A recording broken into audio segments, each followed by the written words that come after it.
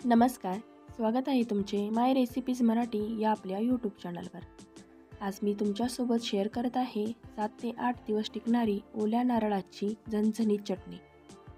ही चटणी मी परतून बनवलेली आहे, त्यामुळे यातील ओलसरपणा पूर्णपणे निघून जातो आणि त्यामुळे ही चटणी 7 ते 8 दिवस आरामात टिकते। ही चटणी प्रवासात नेण्यासाठी एक उत्तम पर्याय आहे। टिफिनसाठी देखील ही चटणी देऊ शकता। ही चटणी आपण भाकरी चपातीसोबत खाऊ शकतो, जेवताना तोंडी लावू शकतो। चला तर मग लगेचच वेळ न घालवता रेसिपीला सुरुवात करूया।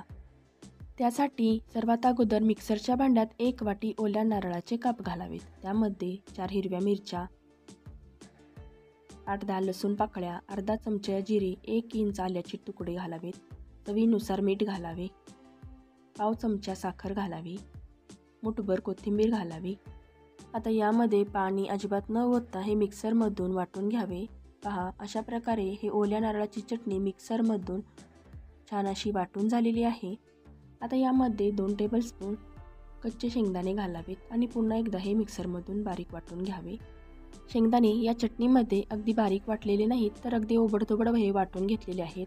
त्यामुळे चटणीमध्ये हे शेंगदाणे खाताना अधूनमधून लागतात आणि ते छान लागते। अशा प्रकारे चटणी इथे वाटून झालेली आहे। आता पॅनमध्ये 1 चमचा तेल ओतावे आणि तेल चांगले गरम झाले की यामध्ये अर्धा चमचा मोहरी घालावी। मोहरी चांगली फुलली की त्यामध्ये जिरे घालावेत। आता ही जिरे आणि मोहरी चांगली तडतडू द्यावीत। यामध्येच अर्धा चमचा उडदाची डाळ घालावी आणि हे सर्व साहित्य मंद आचेवर चांगले परतून घ्यावे। आता यामध्ये थोडीशी कढीपत्त्याची पाने आणि 1-2 हिरव्या मिरच्या तुकडे करून घालावेत आणि मंद आचेवर ही फोडणी व्यवस्थित परतून घ्यावी। आता यामध्ये अगदी चिमूटभर हळद घालावी आणि तीही या तेलामध्ये चांगली परतून घ्यावी। आता मिक्सरमधून वाटून घेतलेली ही ओल्या नारळाची चटणी या फोडणीमध्ये घालावी आणि कलत्याने व्यवस्थित हलवून घ्यावे। आता गॅसची फ्लेम मोठी करावी आणि ही चटणी या फोडणीमध्ये अशा प्रकारे व्यवस्थित परतून घ्यावी।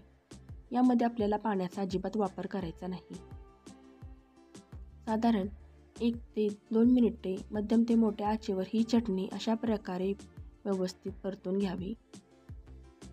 कलत्याने एकसारखे हलवत राहावे, म्हणजे ही चटणी तळाशी लागणार नाही किंवा करपणार नाही।